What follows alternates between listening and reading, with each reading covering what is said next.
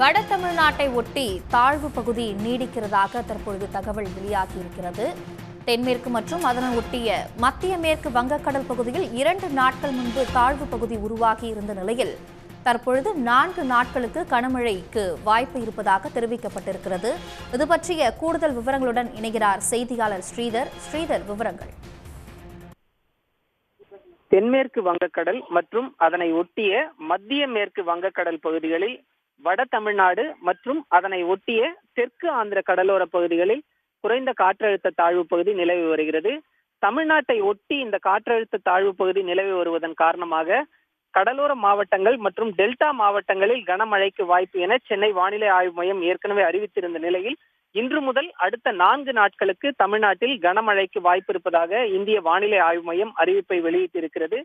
கடலோர மாவட்டங்கள் மற்றும் டெல்டா மாவட்டங்கள், தென் தமிழக மாவட்டங்கள் என பரவலாக இந்த கனமழைக்கு வாய்ப்பு இருப்பதாக இந்திய வானிலை ஆய்வு மையம் அறிவிப்பை வெளியிட்டிருக்கிறது.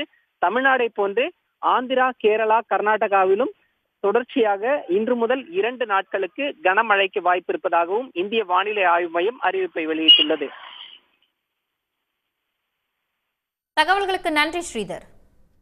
உடனுக்குடன் செய்திகளை தெரிந்து கொள்ள சன் நியூஸ் பெல் ஐகானை கிளிக் பண்ணுங்க.